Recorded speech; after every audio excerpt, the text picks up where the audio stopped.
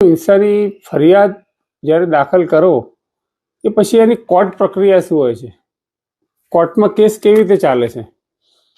તો શરૂઆતમાં તમે ઘરેલું હિંસાની ફરિયાદ દાખલ કરો એ પછી જે સામેવાળા હોય એમને નોટિસ કાઢવામાં આવે છે, હાજર રહેવા માટે જણાવવામાં આવે છે. જ્યારે એ લોકો હાજર થાય ત્યારે તમે જે ઘરેલું હિંસાનો અહેવાલ લખાવ્યો હોય એમની નકલ સામેવાળાને આપવામાં આવે છે. એ પછી અરજદાર દ્વારા જે ફરિયાદ કરવામાં આવી હોય એ મુજબનો સામેવાળા એનો જવાબ આપતા હોય છે. જવાબ આપ્યા પછી અરજદાર સરતપાસની એફિડેવિટ એટલે સોગંદ ઉપર પોતાનો જે કંઈ કેસ હોય, જેમણે અહેવાલમાં જે હકીકત લખાવી હોય એ સંપૂર્ણ વિગતો સોગંદનામામાં જણાવે છે.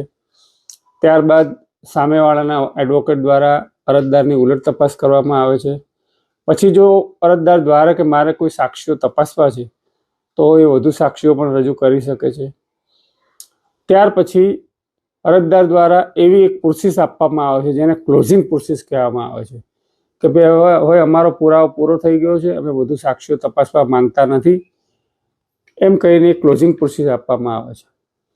એ પછી એ પ્રમાણે સામાવાળાની સરતપાસનું એફિડેવિટ આપવામાં આવે છે.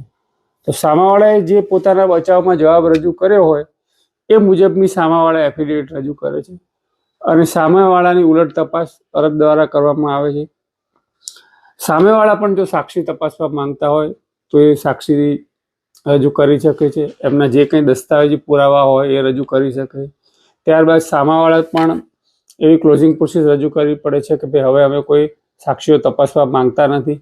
આમ બંને પક્ષકારોનો પુરાવો પૂરો થઈ ગયા પછી અરજદાર તરફે મૌખિક અથવા લેખિત દલીલો આપવામાં આવે છે.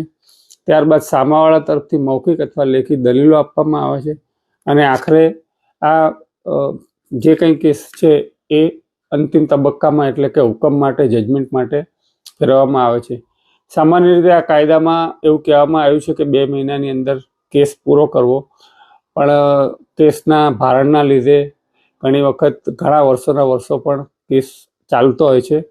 એટલે આપણે એ યાદ રાખવાનું કે ઝડપી કેસ ચલાવવા માટે આપણે શું કરવું, એના માટે આપણે કાયદામાં જે જોગવાઈ છે એ મુજબ આપણે વર્તવું પડે અને જેટલું બને એટલું આપણે જલ્દી કેસ ચાલે એના માટે પ્રયત્નો કરવા પડે.